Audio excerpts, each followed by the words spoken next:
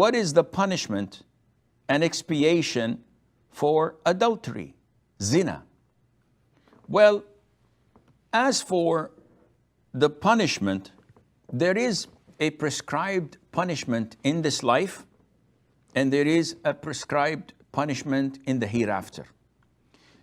Without doubt, fornication and adultery is one of the heinous and major sins in Islam. And Allah Azza wa Jal associated zina with shirk and murder, as in Surah Al-Furqan. However, the punishment differs. So if a person fornicates, this means that he is not married and was not married before. And this is sort of called in Islam as a virgin. So a man or a woman who has not married in their life, they're considered to be virgins. Even if they committed adultery or fornication many times, still, they're still classified as virgin. Because in Islam we have virgin and we have thayyib. A thayyib is a woman, usually a person, who is either married, has been married, whether divorced, widowed, or still married. He's considered to be a thayyib. In Islam, if a virgin commits fornication and that person, he or she, are caught or is caught red-handed, and red-handed means that 4 male Muslim witnesses saw the actual act and they can graphically describe what they had seen, specifically in detail. Or a person confesses. So it's one of the two. We don't refer to DNA. We don't believe in video footage. It has to be 4 eyewitnesses, male and Muslims, or a confession.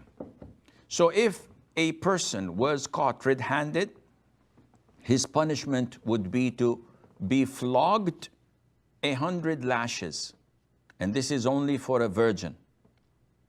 But if a person is not a virgin, a person is a thayyib, someone who is married or was previously married, divorced or widowed, then this person, if he or she commits adultery, the punishment, if caught red-handed, again with 4 witnesses or a confession, is to be stoned till death.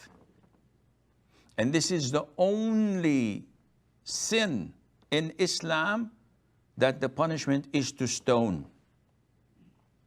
And nowadays, not a lot, but most Muslim countries refer to execution, their normal ways of execution, through decapitating or beheading that criminal. One would say, isn't stoning barbaric? The answer is no, because the one who mandated it is Allah Azza wa Jal. So Allah is the most merciful and He knows what's best, not for these 2 who committed this heinous sin, rather for the whole of the community, so that chastity would prevail instead of having men and women run around after one another.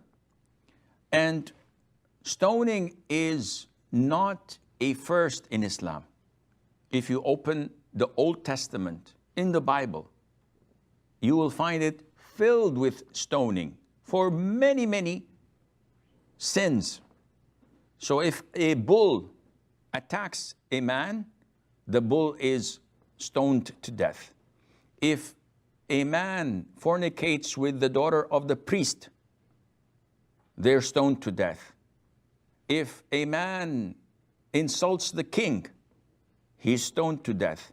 If a person is not obedient to his parents, the elders take him to the outskirts of the city and they stone him to death.